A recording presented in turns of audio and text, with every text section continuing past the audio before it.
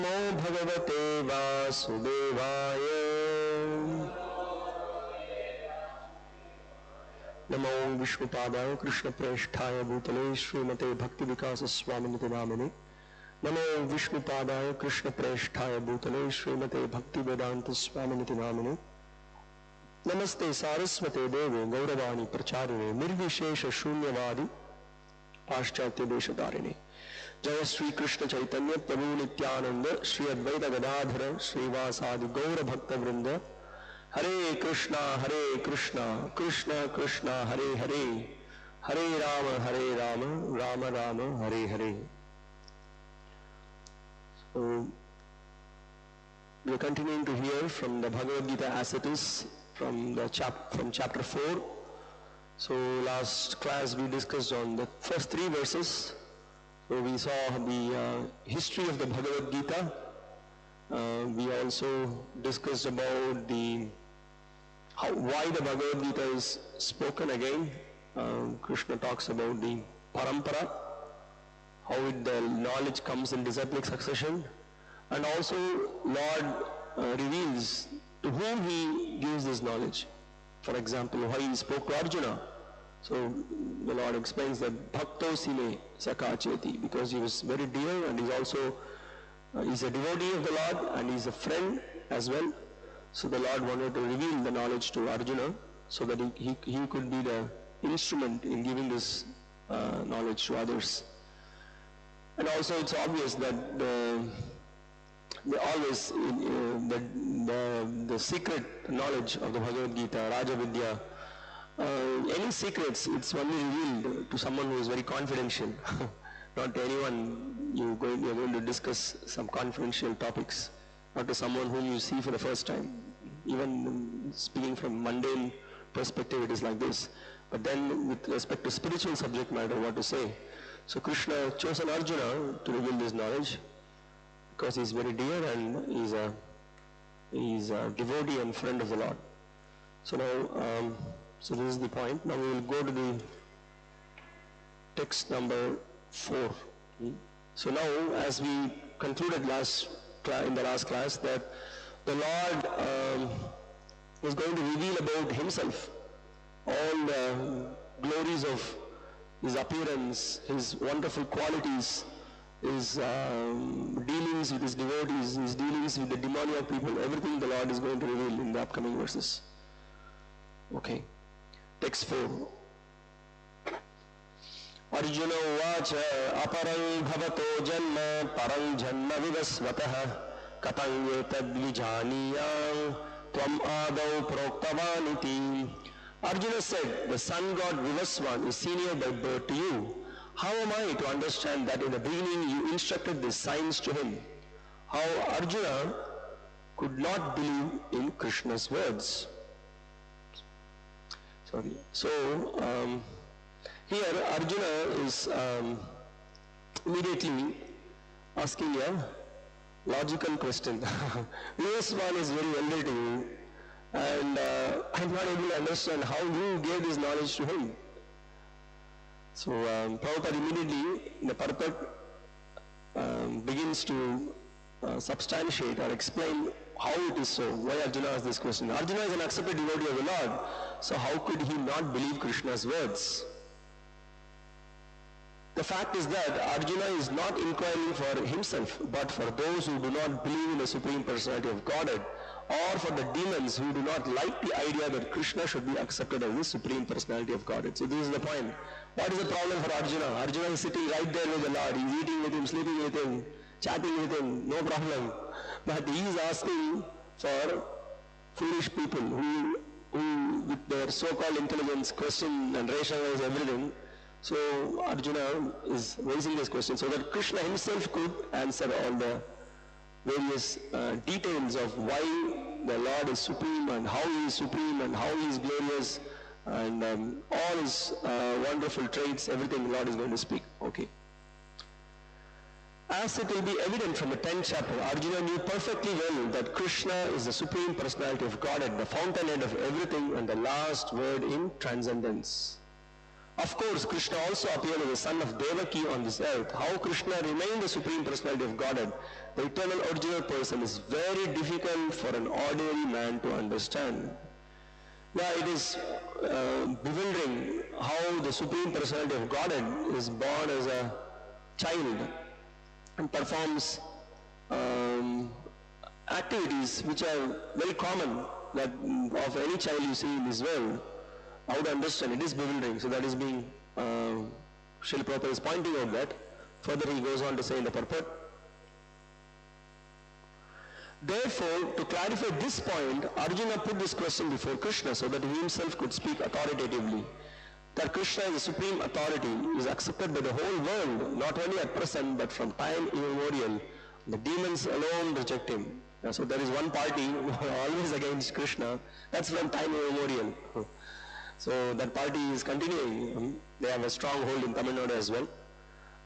So Krishna is going to now establish how he is supreme. Okay. Now Srila Prabhupada in his purport is further addressing the qualities of the demons and the qualities of the devotees, or the viewpoint of the demons and the viewpoint of the devotees. It is necessary that everyone for his own interest know the signs of Krishna. Therefore, when Krishna himself speaks about himself, it is auspicious for all the worlds. Now, the demons are so crazy, sometimes they even point fingers that what is this? God has to speak about his own glories, Is this a good trait that he has to speak about his own glories? We will come to that. We will discuss about that. The Acharyas are discussing the very same point in the commentary. But those who are, so this is the first point I just wrote, who always try to distort him in a way understandable to the demons and their followers. So what do demons do?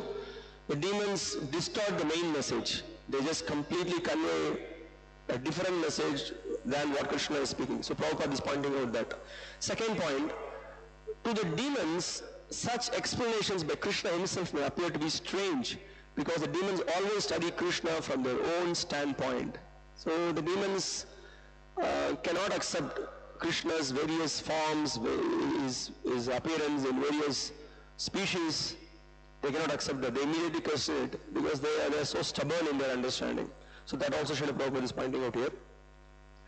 But those who are devotees heartily welcome the statements of Krishna when they are spoken by Krishna himself. The devotees will always worship such authoritative statements of Krishna because they are always eager to know more and more about him. So for a devotee who has faith, he has the understanding that everything comes from Krishna. Krishna is the origin of everything, the more the material and spiritual realms. He is the controller of everything. There is nothing above him. There is no one superior to him. Devotee has the understanding. So he is ready to hear from the Lord. Not only ready to hear, he is very eager to hear from the Lord. Prabhupada is pointing out here. Okay. The atheists who consider Krishna an ordinary man may in this way come to know that Krishna is superhuman, that he is Satchidananda Vigraha, the eternal form of bliss and knowledge, that he is transcendental and that is above the domination of the modes of material nature and above the influence of time and space. So when the Lord explains, and also the devotee further broadcasts that message, they preach about this message, they glorify the Lord in this way. So that it gives an opportunity for everyone to hear this message. So the demons in this way could give oral reception, and by the mercy of the devotee, there could be a change in the heart of demoniac people. Srila Prabhupada is further pointing out, so the atheistic attitude of persons who consider Krishna to be an ordinary human being subject to the modes of material nature. So this is how they look at Krishna. Is a human being, is a historical figure, is a powerful hero. So they just put him down as one normal person, or he's a magical figure as Duryodhana. After Krishna displaying such powerful opulence, he is showing himself in his Virat roop. Still Duryodhana just dismissed it as, he knows the magics and tricks. That's how he dismissed him. So that is the point Srila Prabhupada is conveying here. Okay, let's. Okay, here is a small part from the commentary of Srila Baladev Vidyabhushan Prabhu. We will read here. The Lord knows the truth about himself, but others do not. Therefore, from the lotus mouth of the Lord, the real nature of his form and birth should be revealed for the benefit of the world. Thus, when the Lord speaks of his own glories, he should not be criticized as displaying conceit. So this was the point I just discussed. So somebody may say that what is this? Someone is glorifying about himself, this is not. But unless the Lord explains about himself, we are in ignorance, we do not know. So the Lord is glorifying, the Lord is very mercifully giving his glories. So that is out of his costless mercy. So devotees are indebted birth after birth for that. So that's what Acharyas are pointing out here. So rather than cursing him, he said, what is this? What kind of quality is this? One should glorify him, praise him for his great merciful nature. So we are in ignorance, just deeply engrossed in ignorance. So to relieve us from this suffering, the Lord is giving about and speaking about his glories. Rather, he should be praised for having a merciful nature. When a knowing person asks questions like a fool, saying, "You are the supreme Brahman, taking a human form. How are your form, birth and activities different from those of ordinary people? What is the purpose of the birth and when does it take place?" It should be understood that this is for the purpose of dispelling the doubts of the ignorant. So suddenly when Arjuna is asking these kind of questions, we can immediately understand there is a mission behind it, and he wants the Lord to further explain. Okay, now Krishna is going to answer Arjuna's question. Text 5. Shri Bhagavan uvacha bahuni me vyatitani janmani tavacharjuna tanyaham veda sarvani natvam veta parantapa. The personality of God had said, many births both you and I have passed. I can remember all of them, but you cannot, O subduer of the enemy. So this is an immediate answer to know the difference between God and Jiva. How do you immediately say a difference? The Lord could remember all the past, the present, the future, everything he could remember, but we cannot remember the past. We cannot remember even what happened some 5 minutes before we forget. That is our situation. So immediately here Krishna is establishing that he is the supreme personality of Godhead. Okay. So in the purport you can see Srila Prabhupada is quoting specific verses from the Brahma Samhita. Why these verses are quoted? We will observe why specifically these verses are quoted. Advaitam achyutam anadim anantarupam advam purana purusham navayavanan cha vedeshu durlabham adurlabham atma bhaktau govindamadi purusham tamaham bhajami. I worship the supreme personality of God and Govinda, who is the original person, absolute, infallible, without beginning, although expanded into unlimited forms. He is still the same original, the oldest, and the person always appearing as a fresh youth. Such eternal, blissful, all-knowing forms of the Lord are usually not understood by even the best Vedic scholars, but they are always manifest to pure unalloyed devotees. So immediately you can see another verse regarding the forms of the Lord is discussed here. Ramadi murtishu kala niyamena tishtan nanavataram akarod bhuvaneshu kintu Krishna swayam samabhavat paramah pumanyo Govindamadi Purusham Tamaham Bhajami. I worship the Supreme Personality of God, Govinda, who is always situated in various incarnations such as Rama, Nrsimha, and many sub-incarnations as well, but who is the original personality of Godhead known as Krishna, and who incarnates personally also. Now, do you get a hint why Srila Prabhupada specifically he has quoted these two verses?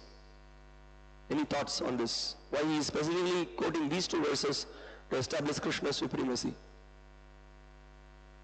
Yes? Yes. Yeah. Yes, okay, that point is there. Krishna comes in various forms and his form doesn't change. He's the same original person in spite of showing various forms. So that forms the whole basis of discussion, how Krishna could remember everything and how the jivas cannot remember everything. Now Srila Prabhupada is further discussing in the purport about this. Okay. He is like the Vaidurya stone which changes color yet still remains one. All those multi-forms are understood by the pure unalloyed devotees but not by a simple study of the Vedas.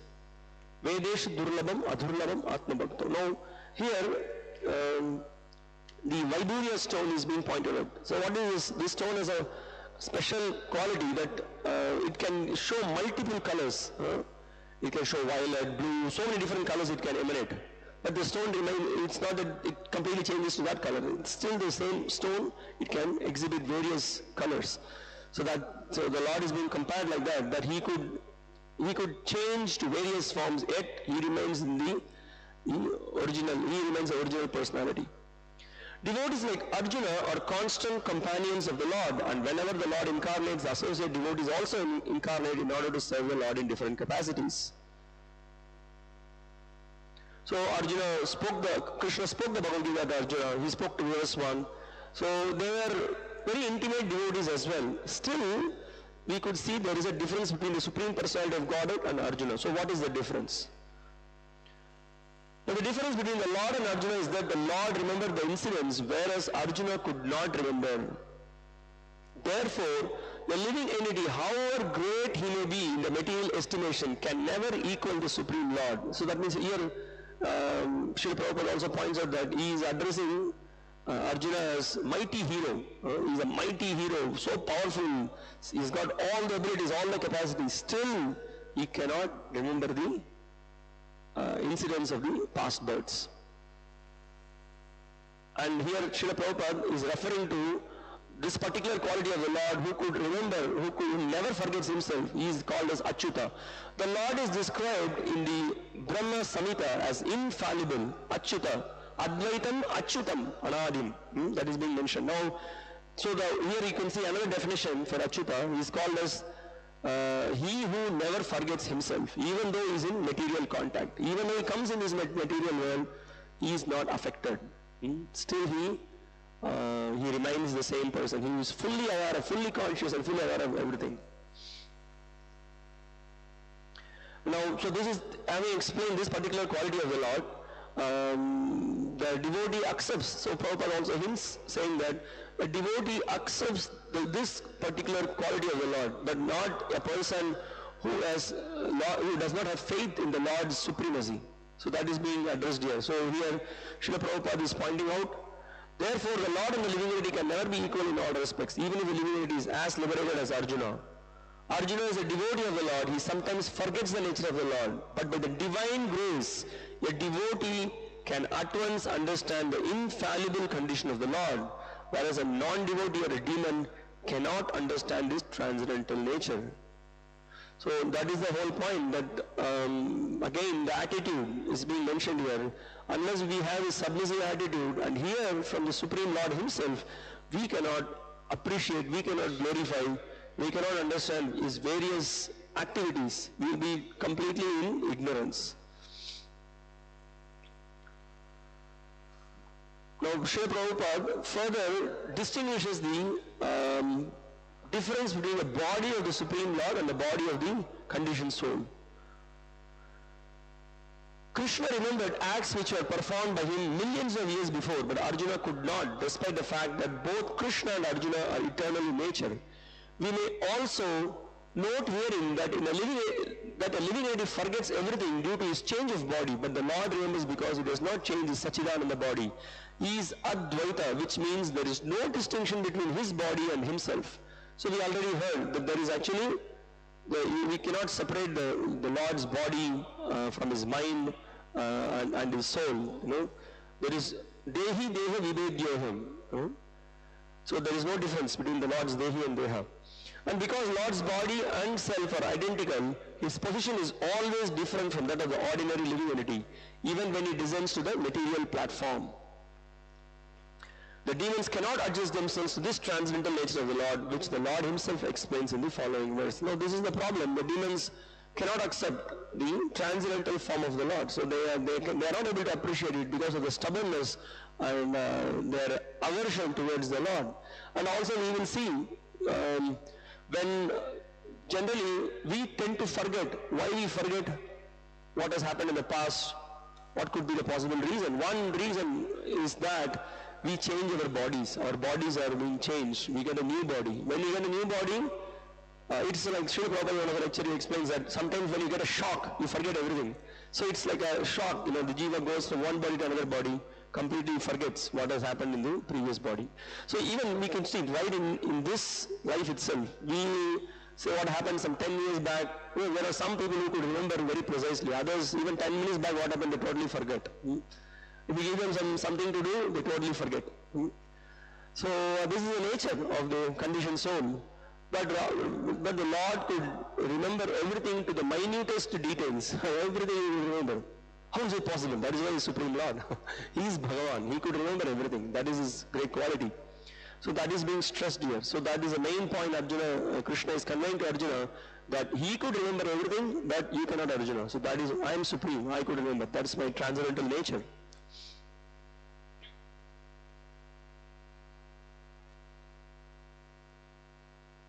So Srila Baladev Devotion Prabhu also in the commentary he refers to this point that though I am one, I have many eternal forms. This is confirmed by many statements in the Shruti such as Ekopi san bahuda yo lobhati.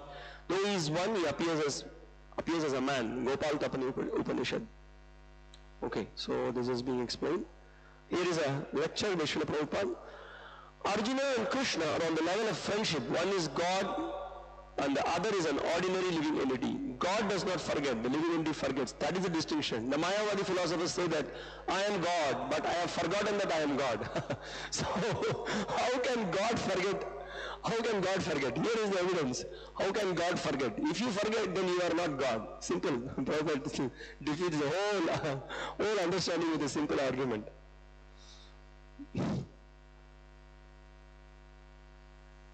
Okay, here is another quote. Try to understand the difference between God and a dog. A dog forgets. A dog comes to your place looking for something to eat. You give it a slap, it goes away and comes back again. It forgets that slapping. That is dog's nature. God's nature is different.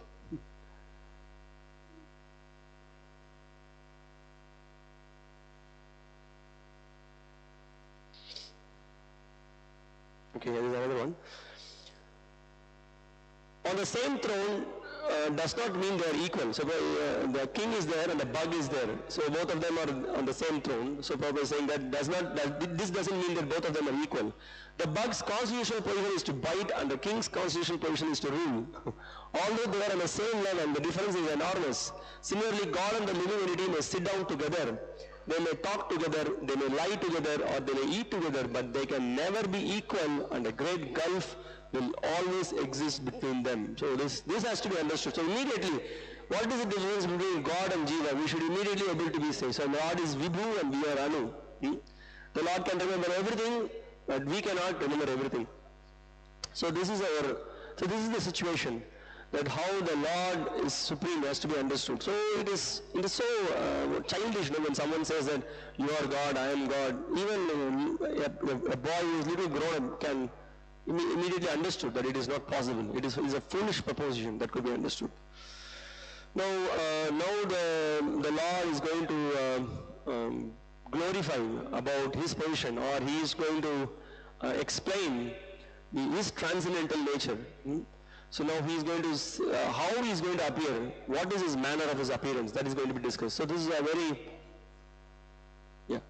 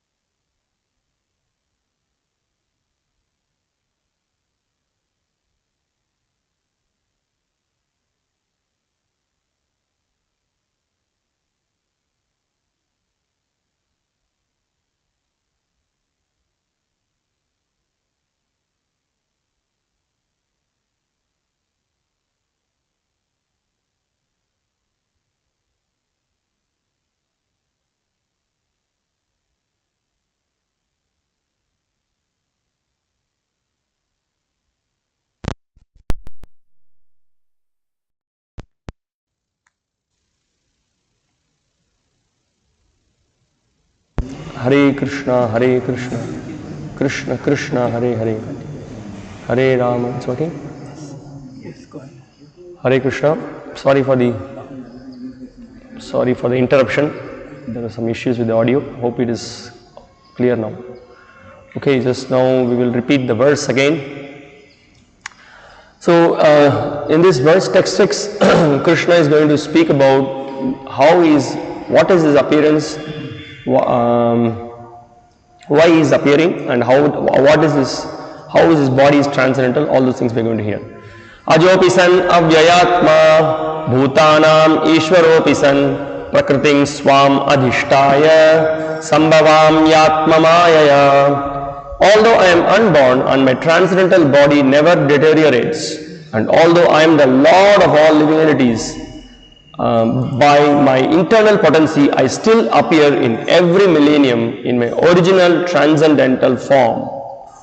So now this shloka is Krishna reveals about his transcendental nature, how he is the original personality of Godhead, how he is unborn, and how he comes, it descends by his internal potency.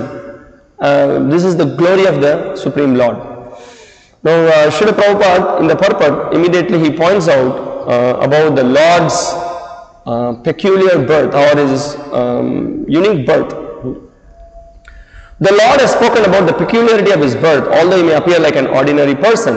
He remembers everything of his many past births. So I would humbly request you to pay attention on this purport. It's a very important purport which explains our clear standpoint on Krishna's supremacy and how he is transcendental. So we will go through this purport in details. If someone is asked what he did exactly at the same time one day earlier, it would be very difficult for a common man to answer immediately. Is it not? Well, somebody may answer it easily. I will say I was sleeping. But generally it's very difficult to answer it. He would surely have to dredge his memory to recall what he was doing exactly at the same time one day before. And yet men often dare claim to be God or Krishna. One should not be misled by such meaningless claims. Srila Prabhupada discussed this in the previous purport as well. Now here in this purport he is pointing further. Then again the Lord explains this Prakriti or this form. Prakriti means nature as well as Swarupa or one's own form. The Lord says that he appears in his own body. He does not change his body as the common living entity changes from one body to another. Now this is something very unique and it's very difficult for us to conceive that the Lord does not change his body. Because in the material world we are seeing the child is born, someone dies and there is a birth. We immediately see there are change of bodies that we are seeing. But here the Lord is explaining that I appear in my own body, and also on his own form. That the Lord is fixed in his Swarupa. He doesn't change. Okay.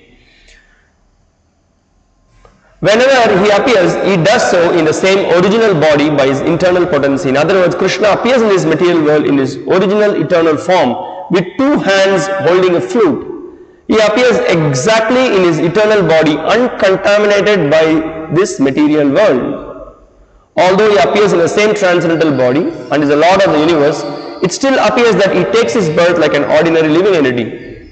And although his body does not deteriorate like a material body, it still appears that Lord Krishna goes from childhood to boyhood and boyhood to youth. So let's try to understand this. Now, it's when we just see the Lord's birth, it is amazing. We can, every one of us have seen the changes of the body in this material world.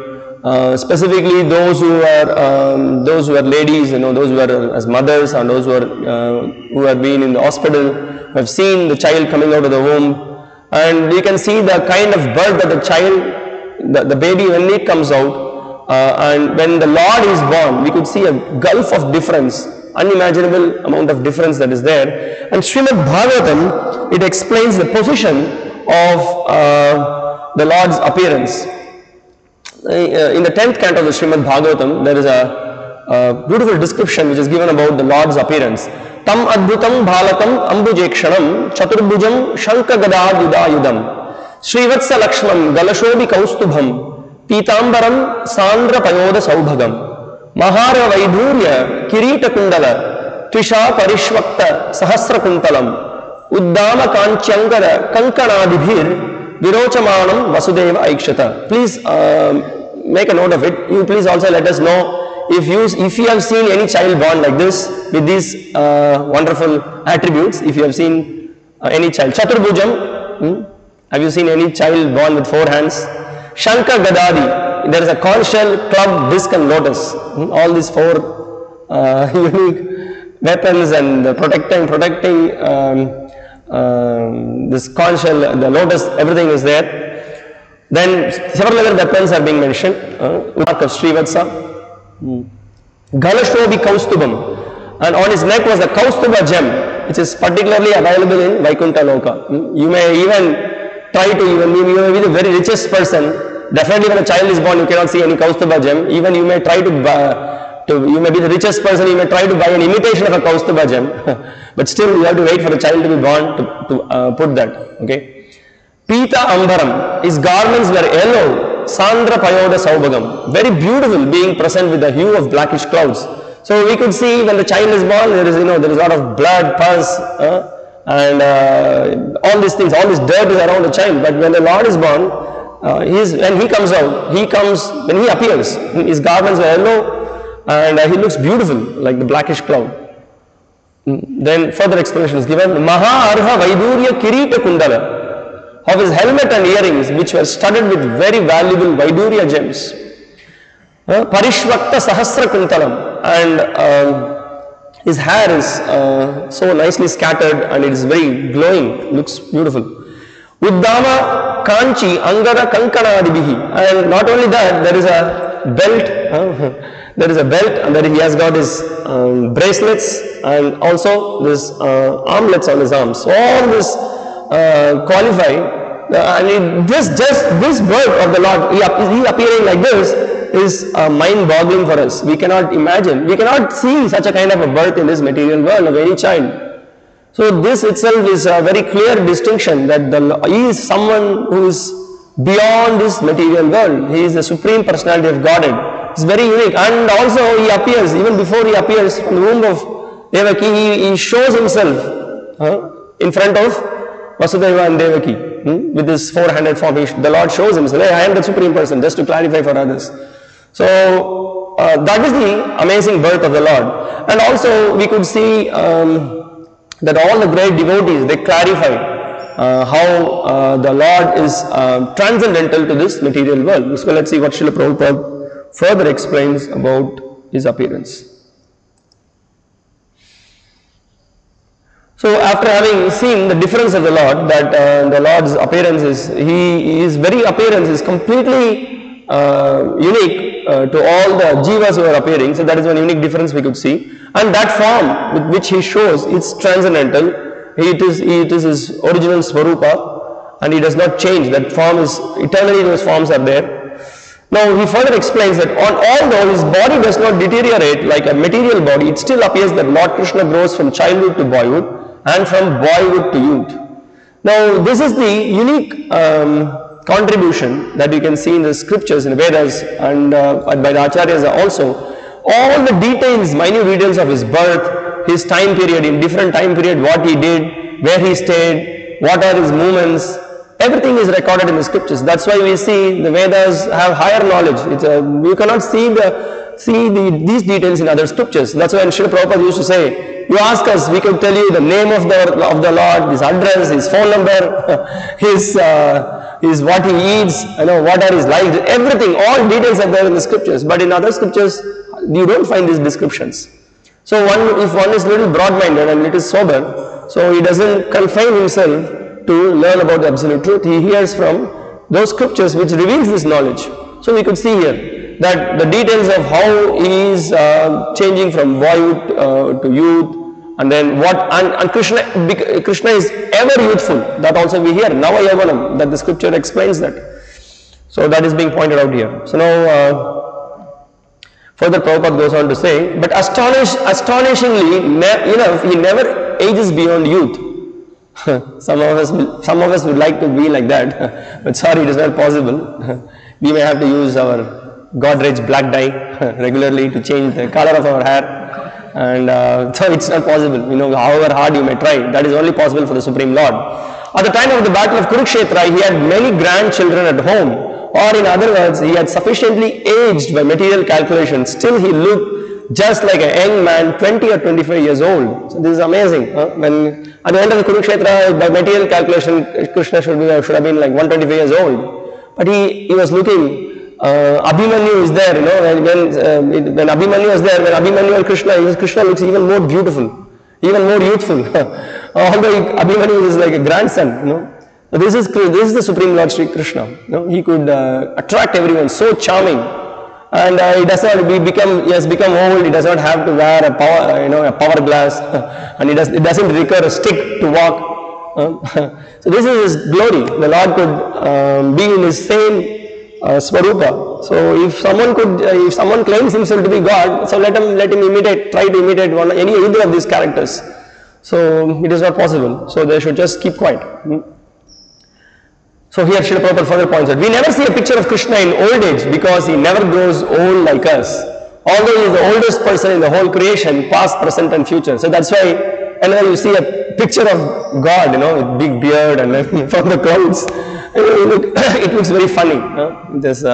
When we see descriptions from the scriptures, from the Bhagavatam, we hear Krishna to be so charming, beautiful, all attractive, and not like this, with the old man with wrinkled faces. Immediately you can see. And also this is another symptom to identify who is Bhagavan. There are so many Bhagavans around Tamil Nadu, and also in the nearby state there was another ex-Bhagavan.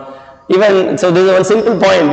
Bhagavan means he is beautiful, all attractive. But how some people accept certain people as Bhagavan, we cannot understand. Where there is beauty, you can't see any beauty there, but somehow they could find beauty. So that's how it is. So it's very miserable. Prabhupada further points out,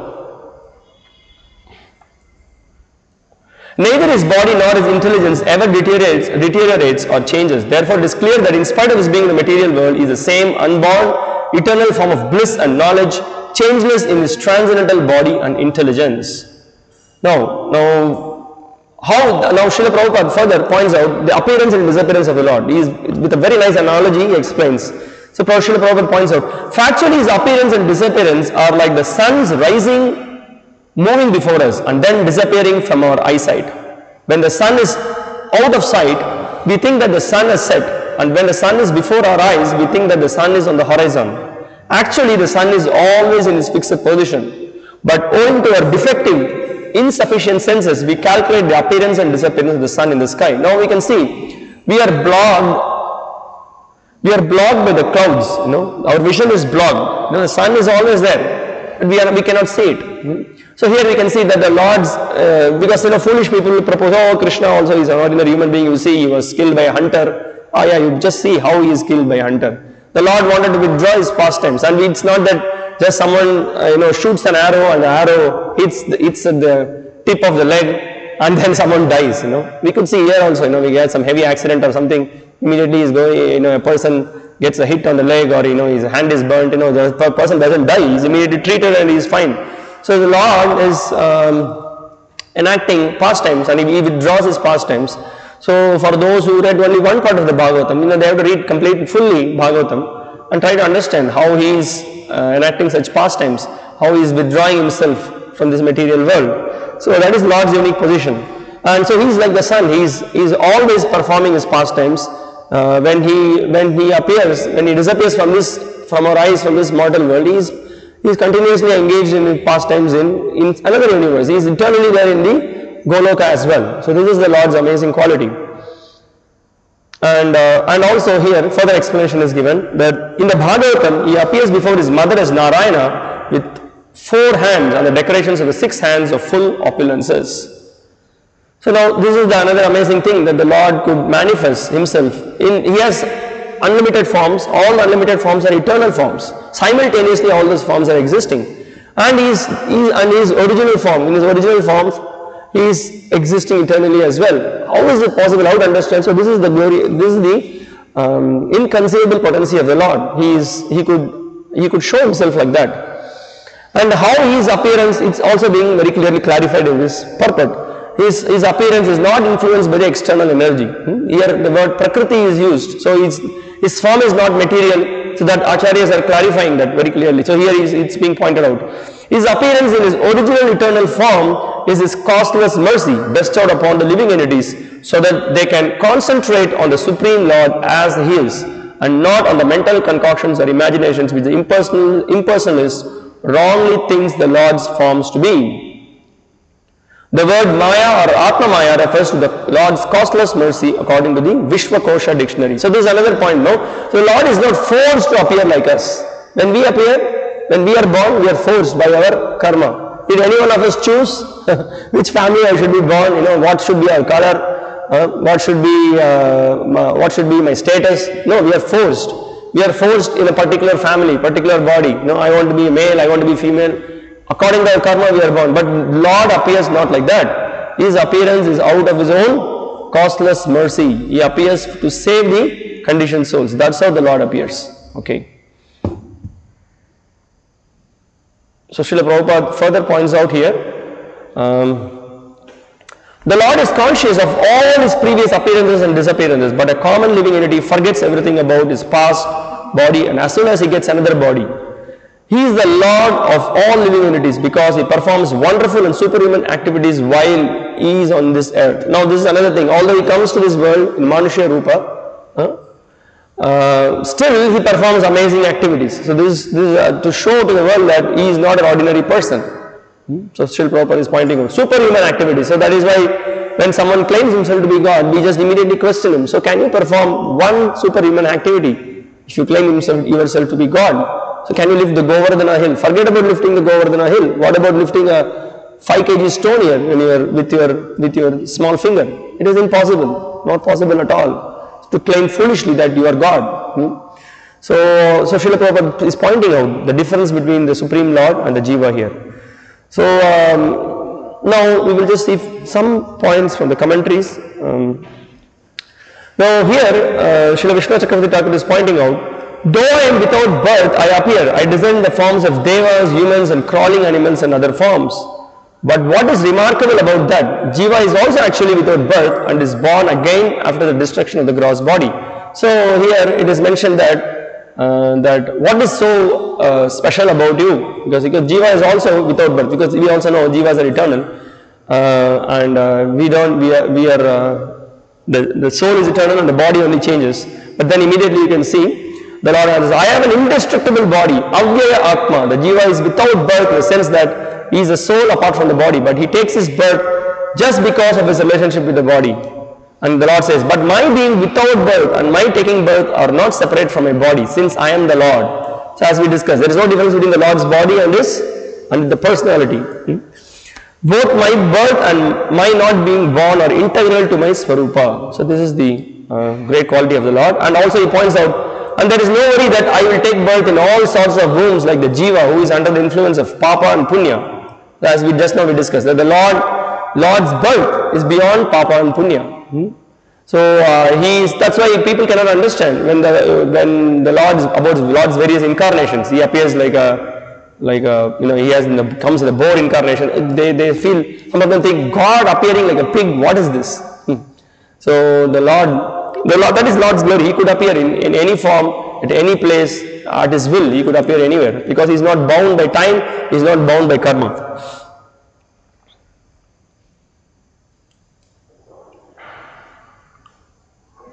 Okay, just to clarify this point, Srila Vishnu Chakravarti Thakur is pointing out in his commentary that Sridhar Swami says, accepting a form, Prakriti, which is comprised of Shuddha Sattva. So his form is not material. That is being clarified. Srila Prabhupada clarifies that, the previous Acharyas also. Ramanujacharya says, Prakriti means one's own nature, Swabhava. Thus the phrase means being situated in my nature, I appear with my Swarupa by my own will. In this case, Prakriti means the Lord's nature which is condensed Sachidananda Rasa, my own Swarupa, my true form. So that is very clearly clarified here. So nobody can misinterpret Prakriti to mean that his form is material.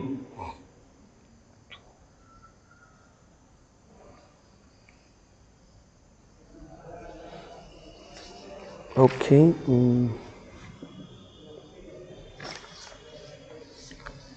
So we have to understand. So when we say about this Prakriti also, we can understand that generally people have misconception about when we say that the Lord has a beautiful form, is Sachidananda.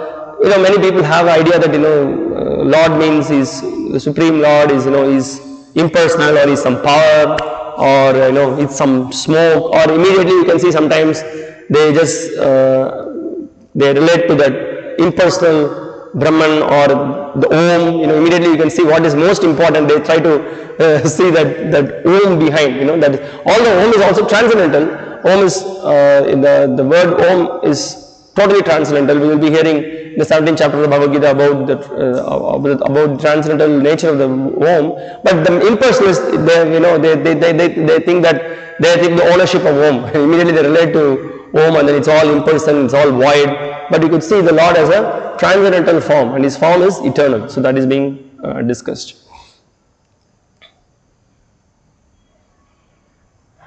Okay, now further we could see here what is the one lecture by Srila Prabhupada. Okay, yes. Okay, now the question may arise. So the Lord has a transcendental form, and His form is not like that of a mundane person, and His appearance is transcendental as well. Now, when the Lord will appear? So somebody may ask, when He appears? So now the text 7 gives the answer for this. Yada yada hi dharmasya glanir bhavati bharata abhyutanam adharmasya tadatmanam shrujamyaham. Whenever and wherever there is a decline in religious practice, O descendant of Bharata, and a predominant rise of the religion, at that time I descend myself. Here the reason is given why the Lord descends to this material world. So here it is explained that paritranaya sadhunam, yada yada hi dharmasya, when he descends, when the Lord descends. So he glanir, whenever there is a disturbance, whenever the discrepancies happen in this material world, then the Lord descends and He immediately rectifies the situation. Okay, now Srila Prabhupada, he clarifies in this purport, what does Srijami means here? Srijamyaham, the Lord makes the point, the Lord manifests. The word Srijami is significant herein.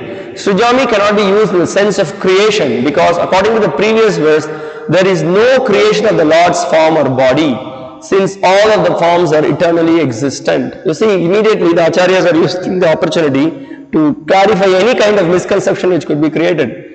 Srijami here very clearly means that manifestation, because it is the birth of the conditioned soul, and the appearance of the Lord, it is totally different. The Lord has got eternal form, and He just manifests, He shows Himself whenever He wants, and He withdraws Himself. So that is why it's clearly pointed out by Srila Prabhupada here in the purport that Srijami means the Lord manifests Himself. Lord appears by His own will. Although the Lord appears on schedule, namely at the end of the Dwapara Yuga of the 28th millennium of the 7th Manu in one day of Brahma, He has no obligation to adhere to such rules and regulations, because He is completely free to act in any way at His will. So that is the whole point. Although in the scriptures there are the different expansions of the Lord. The Lord comes in certain specific time. The timings are given. In which family He appears, He is given. All the details are given. The Lord can appear at His own will. So that is the point being made. So that shows His supremacy. So by His own desire He can appear at any time. So He therefore appears by His own will whenever there is a predominance of irreligiosity and a disappearance of true religion. Now in this purport we can see Srila Prabhupada, he is pointing out that how the Lord, why the Lord's appearance and His various qualities has to be understood through the scriptures. Why we have to hear from the scriptures? Why not by someone else's opinion? That Srila Prabhupada is establishing. Principles of religion are laid down in the Vedas, and any discrepancy in the matter of properly executing the rules of the Vedas make one irreligious. So we already heard that the Vedas are originally spoken by the Lord, Supreme Lord, to Brahma, and then in Brahma in disciplic succession, the knowledge is given. Now, why we have to hear from the Vedas? Because the Lord is beyond the four defects, and whatever the Lord speaks is eternal reality, that is truth, that is real dharma. Okay. Now, if I am going to give some opinion, there are how many? We are about 25 to 30 people here.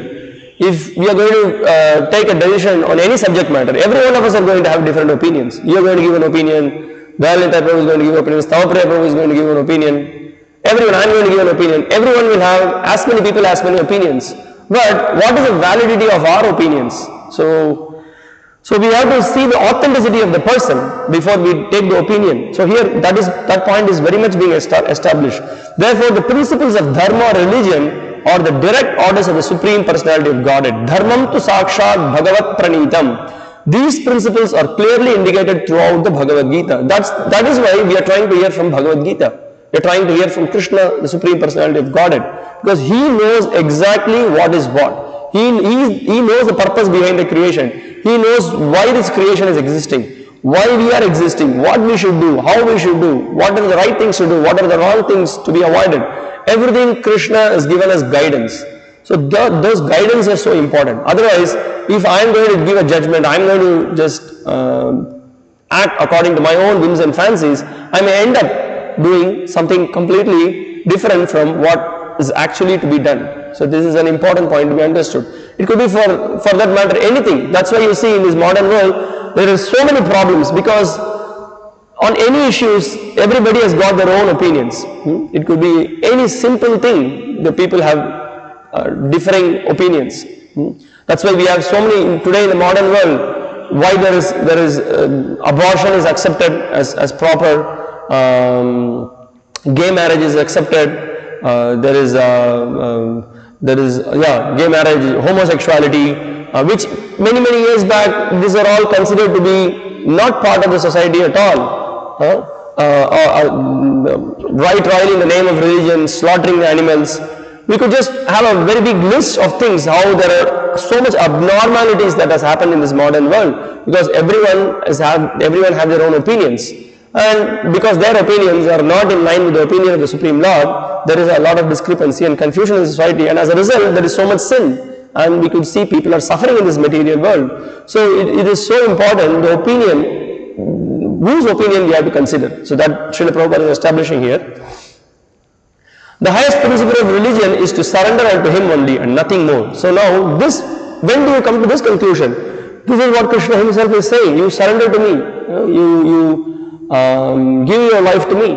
Why? That is for our benefit. The Lord is giving this point. So unless we know about the Lord and His glories, how we can surrender to Him?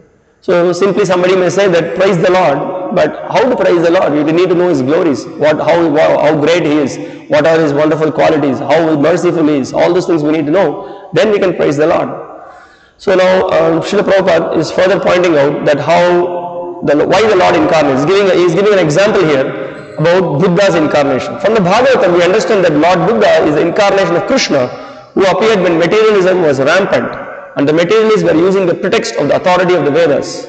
Although there are certain restrictive rules and regulations regarding animal sacrifice for particular purposes in the Vedas, people of demoniac tendency will still took to animal sacrifice without reference to the Vedic principles. You see, there is a particular reason why Buddha incarnated. He came, the principle that he preached was ahimso paramo dharma. He preached that non-violence. Why? Because some of the Brahmanas were misusing the Vedic sacrifices which are enjoined in the scriptures for for elevation. So that was misused or it was overused for ulterior purposes. So as a result, the Lord has to fix the discrepancy. So the Lord descended as Buddha and he revealed that better you just, then the whole philosophy of Buddhism is preached, then he gradually wanted to stop the animal sacrifice. So there is a mission that the Lord descends. So now Prabhupada gives a definition of what is meant by avatar. Now, this word avatar is a very common thing in every industry. When somebody is like a prodigy, then they call him avatar. But here a definition is given. What is meant by an avatar? Not that any Tom, Dick and Harry can be called avatar. No one should be accepted as an avatar unless he is referred to by scriptures. There is a clear definition given in the scriptures as for who is an avatar. And also, Srila Prabhupada clarifies the misconception that God he is born only in a particular place.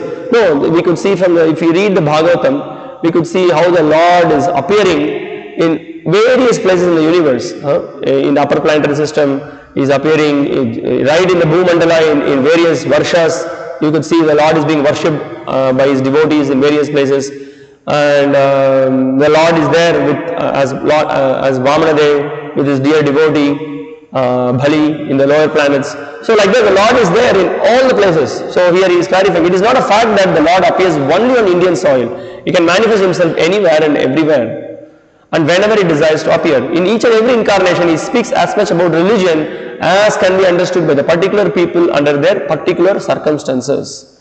But the mission is the same, to lead people to God consciousness and obedience to the principles of religion. So the Lord's appearance, he has a particular mission, and the main reason is to somehow or other make those people who have forgotten about the Lord's eternal position and the subserviency to the Lord's instructions, make them understand that they will be benefited, their life will become happy by becoming subservient to him and his instructions.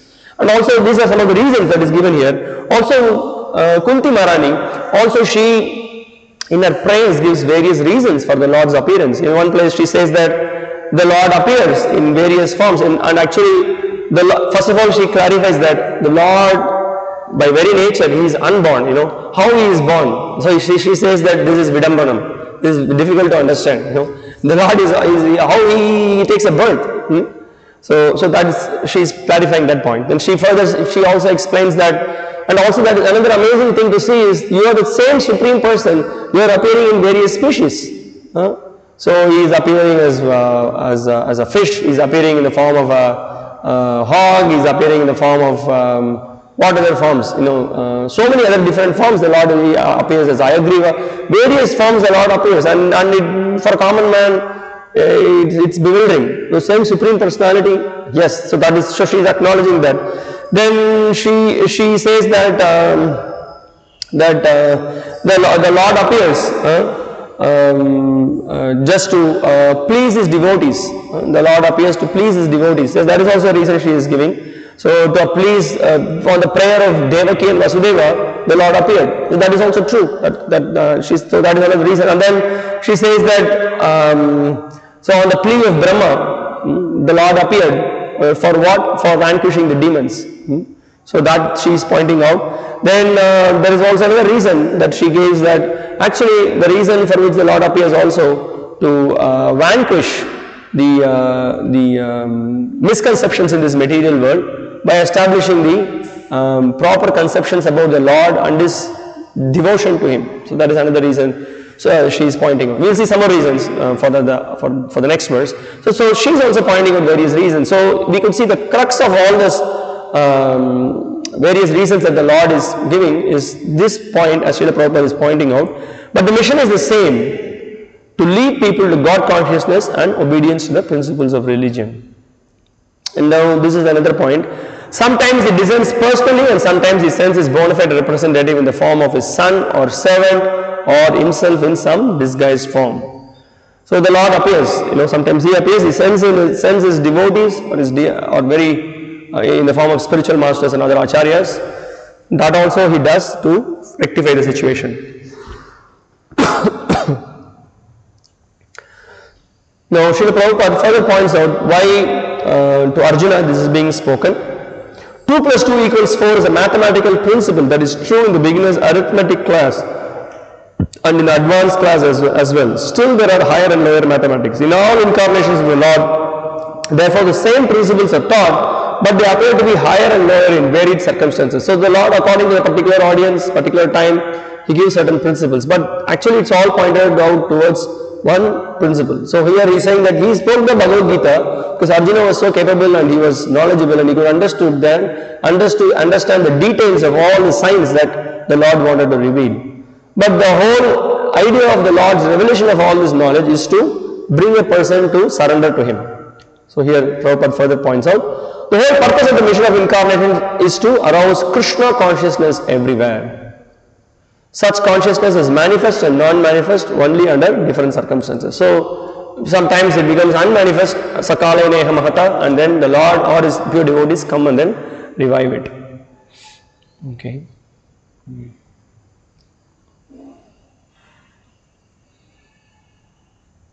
Okay, here is a proper lecture.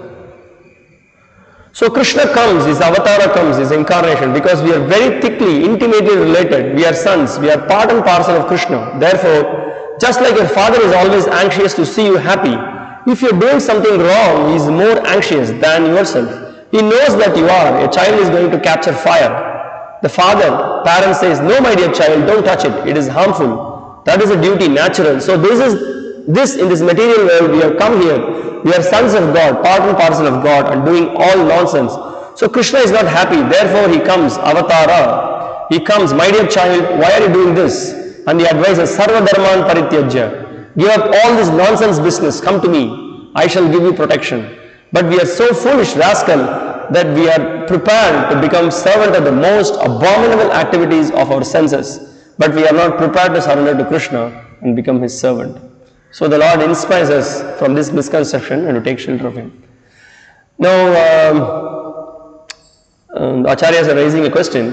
But your devotees, the Raja Rishis and Brahma Rishis, can rectify the destruction of dharma and the increase of adharma. Then why is it necessary that you make an appearance? So the question is, why you have to come, my dear Lord? Your devotees can do the job. They can just finish it off.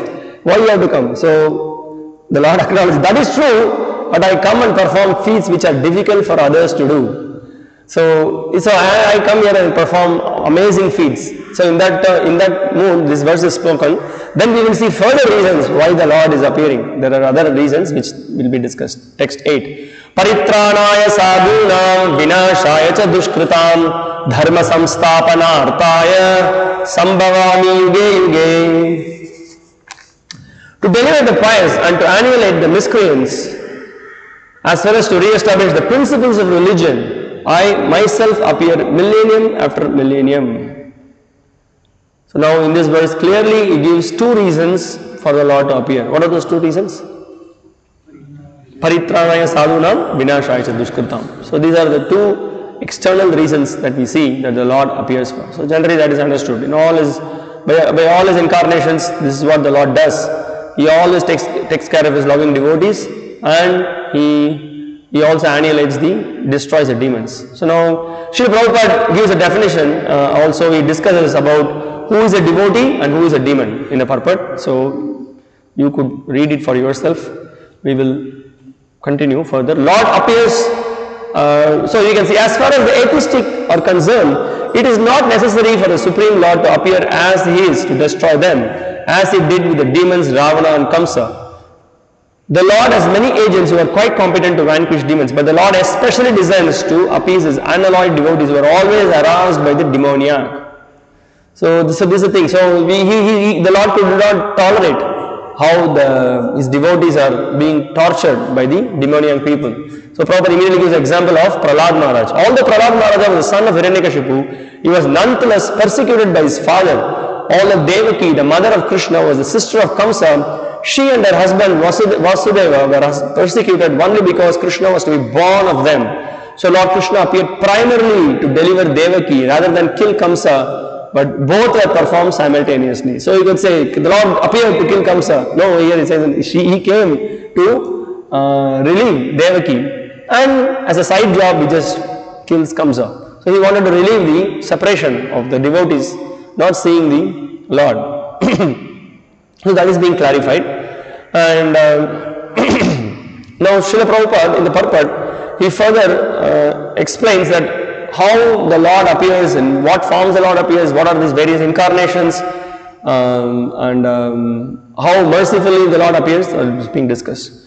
Now there is the incarnations are defined in the scriptures, and Srila Prabhupada substantiates it from Chaitanya Charitamrita. Srishti hetu jai murti prapancha avatare Shei Ishvara Murti Avatare Namadhare Maya Tita Paravyome Sabara Avasthana Vishwe Avatari Dhare Avatara Nama. The avatar or incarnation of Godhead descends from the kingdom of God for particular manifestation and the particular form of the personality of Godhead. Whoso descends is called an incarnation or avatar. So here a nice definition is given.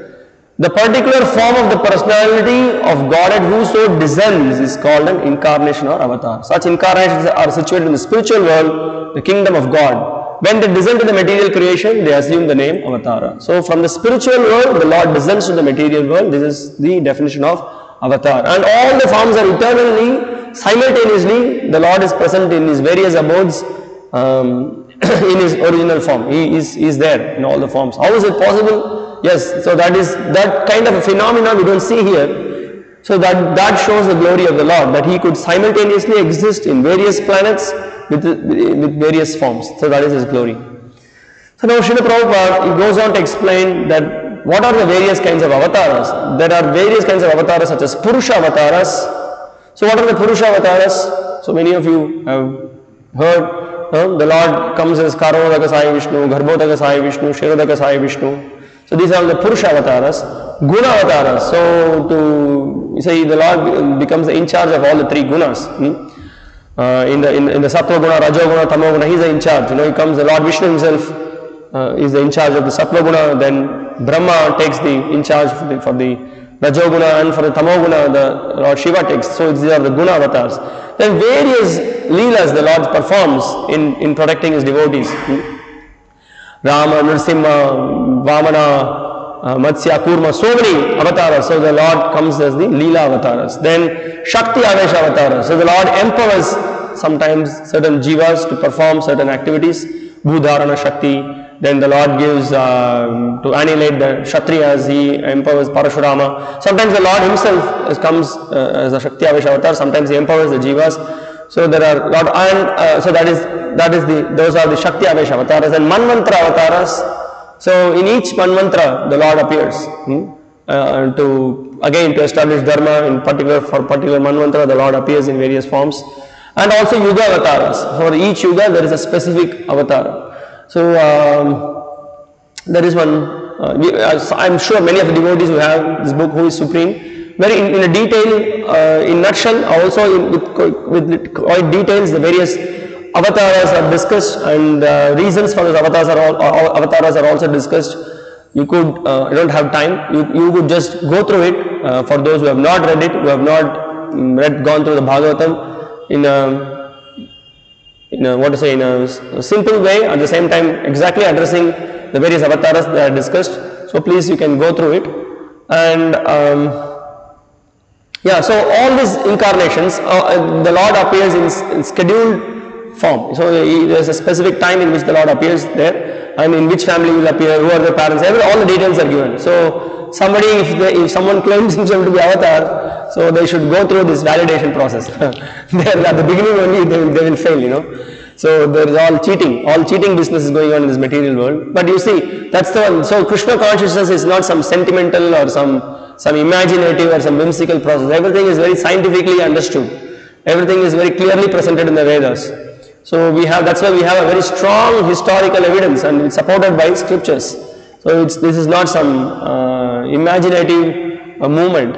It has got a strong philosophical basis. Okay. Now, when and for what purpose the Lord incarnates? Lord Sri Krishna descends to this for the specific purpose of mitigating the anxieties of the pure devotees who are very anxious to see Him in His original Vrindavana pastimes. Here you see, the main reason is given why the Lord appears. This is why He appears. He wants to mitigate the anxiousness of the devotees, these pure devotees. The anxieties of the pure devotees. That is the main reason the Lord appears. So therefore, the prime purpose of Krishna Avatara is to satisfy His unalloyed devotees. So that is the whole point, that the Lord wants to please His devotees. That's why He appears. Now, various incarnations are mentioned. Of various incarnations, there is one specific incarnation which is mentioned. That is the Lord descending as Sri Chaitanya Mahaprabhu. Channa Avatar, also, sometimes in a covered way. Many of you do not know that is the Supreme Personality of Godhead. So Srila Prabhupada points out that as stated in the Srimad Bhagavatam, the incarnation in the age of Kali is Lord Sri Chaitanya Mahaprabhu, who spread the worship of Krishna by the Sankirtana movement, congregational chanting of the holy names, and spread Krishna consciousness throughout India. He predicted that this culture of Sankirtana would be broadcast all over the world, from town to town and village to village. And the devotees of Lord Krishna are very much attracted by the Sankirtana movement of Lord Chaitanya. And also Prabhupada gives evidence that in the Upanishads and Mahabharata and the Bhagavatam, the Lord as the Supreme, Sri Chaitanya Mahaprabhu is actually the Supreme Lord himself is mentioned. There are verses that are being referred to. Srila Bhaktivinoda Thakur has also provided various evidences how Sri Chaitanya Mahaprabhu is non-different from Krishna. Is Krishna himself, disguised himself as a devotee. This avatar of the Lord, this is again another, Prabhupada concludes the purport with a unique quality of Sri Chaitanya Mahaprabhu. This avatar of the Lord does not kill the miscreants but delivers them by his causeless mercy. So again the mission of the Lord is accomplished in this way. That he, by giving the holy names, he just completely removes all the misconceptions of the devotee. So that is why you see those who do not understand Krishna's actual position, his supremacy, the scholars and the so-called writers, they can hardly touch the message of the supremacy of the Lord. They cannot perceive how the Lord is glorious and is supreme. They cannot get this understanding at all. So only it has to be heard from, as Prabhupada points out here, that you have to hear it from the Supreme Lord himself in parampara from the pure devotees. Then you will get the message. Okay, there is another point the acharyas are pointing out. I do this in every yuga, in the day of Brahma, or in every kalpa. In this act, one should not worry that the Lord is being prejudiced in punishing the evil-minded by killing them. The Lord delivers even those most sinful asuras from samsara and from receiving hellish punishment due to their various sinful actions. The Lord's punishment in the form of killing should thus be seen as his mercy. So now that's the whole point. So one may say, oh, what is this heavy killing the Lord is involved in? His killing is actually his mercy. Even those asuras are delivered. So that is being pointed out.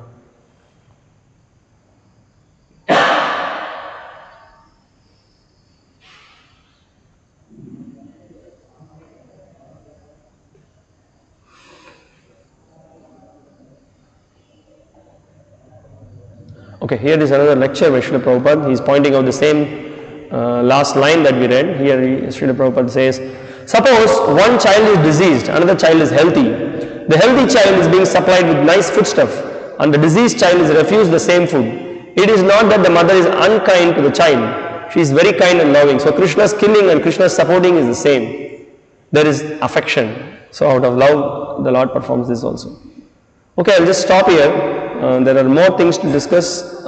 We will stop here and we will continue tomorrow with another important verse. The Lord further establishing his glory and how by knowing about the Lord's appearance and disappearance, how devotees are benefited. Okay. There is something else I wanted to share. Oh, yesterday's questions. What is that question? Yeah.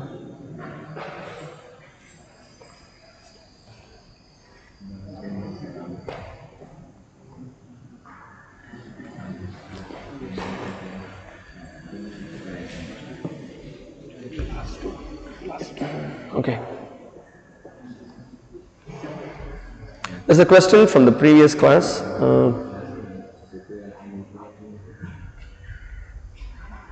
May I clarify, spirit soul cannot be addressed not for a moment and we have engaged the spirit soul to Krishna consciousness. How do we bypass engaging spirit soul without engaging material energy? I may have missed the question if anyone has asked. This whole discussion we had, how the spirit soul can be all the time active by being engaged in devotional service. Very simple. There are only two things. One is Krishna and another one is Maya. So if we engage ourselves all the time in Krishna's service by chanting his names, by hearing about him, by glorifying him, we will not be affected by Maya. In that way we can surpass this insurmountable ocean of birth and death and we can go back home, back to Godhead and be in our eternal service as eternal servants of Krishna. Okay, so next question.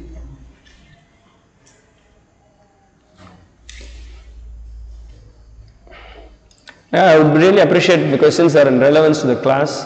Okay, anyway, we are going to discuss further in this whole Bhakti-śāstra about the position of the Supreme Lord and the position of his various incarnations and also the position of his eternal concerts.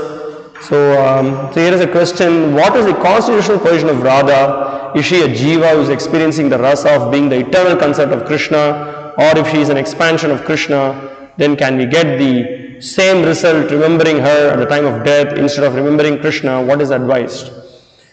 So I will just give you, when we discuss the nectar of instruction, again the position of Srimati Radharani is discussed. Now I will just read to you a small section from the Who is Supreme, just to know what is Srimati Radharani's position. She is the eternal consort of the Lord. She is the Swarupa Shakti of the Lord. So we need to know about that. Srimati Radharani, the embodiment of the Ladini potency, is Lord Krishna's eternal female consort. Being his pleasure counterpart, she is non-different from him. As Lord Krishna is the fountainhead of all Vishnu forms, Srimati Radharani is the source of all Lakshmis or female consorts of Lord Vishnu. Okay, and that is a nice verse that is mentioned in the Brihad Gautamiya Tantra. Devi Krishna Mayi Prokta Radhika Paradevata Sarva Lakshmi Mayi Sarva Kanti Samohini Para. The transcendental goddess Srimati Radharani is the direct counterpart of Lord Krishna. She is the central figure for all goddesses of fortune. She possesses all the attractiveness to attract the all-attractive personality of Godhead. She is the primeval internal potency of the Lord. So this gives you a basic understanding of what is that position. So she is the eternal consort of the Lord, and yes, by chanting Hare Krishna Mahamantra, we please Supreme Lord Krishna through the internal potency Srimati Radharani. So this is our understanding. Okay, so we will stop here for now, and we will continue tomorrow with the other verses. Thank you very much. Srimad Bhagavad Gita, as it is, ki jai, Srila Prabhupada ki jai. So we are just reminding you, today evening at 7 p.m. we will have the exam for chapter 3. For those devotees who are attending online, please be on time. Thank you very much. Hare Krishna.